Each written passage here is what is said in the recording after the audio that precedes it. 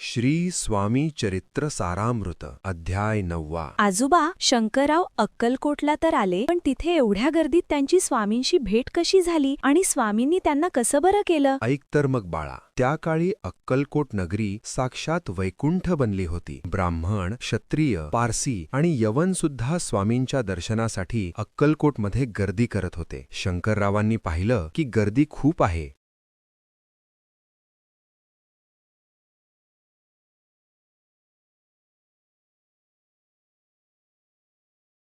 मग त्यांनी एक मार्ग शोधला. स्वामींच्या जवळच्या सेवेकरी सुंदराबाई यांची त्यांनी भेट घेतली. सुंदराबाईंना पैशांचा मोह होता. शंकररावांनी त्यांना विनंती केली की स्वामींशी माझी भेट घडवून द्या. तेव्हा सुंदराबाई म्हणाल्या, मी तुमचं काम करेन, पण मला 2000 रुपये द्याल का? शंकरराव मोठे जहागीरदार होते. ते म्हणाले, बाई, तुम्ही माझं काम केलं तर 2 काय, मी तुम्हाला 10,000 रुपये देईन. हे माझं सत्य वचन आहे. हे ऐकून बाई विस्मित झाल्या आणि त्यांनी स्वामींकडे शंकररावांचे गाऱ्हाणे मांडायचे कबूल केले. एके दिवशी स्वामी अतिशय आनंदात बसले होते.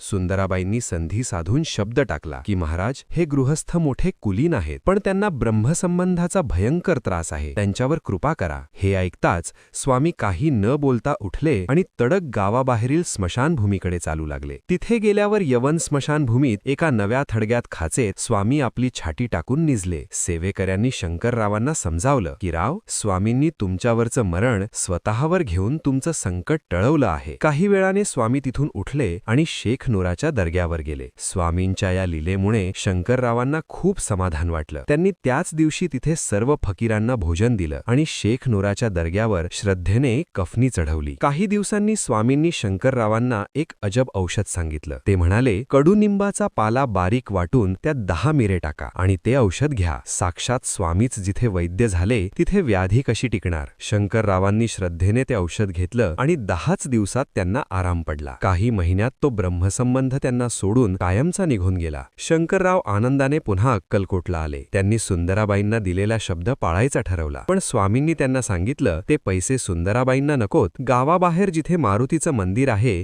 तिथे एक चुनेगच्ची मठ बांध. स्वामींच्या आज्ञेनुसार शंकररावांनी तिथेच मठ बांधला. आजही शंकररावांची ती कीर्ती त्या मठाच्या रूपाने अजरामर आहे.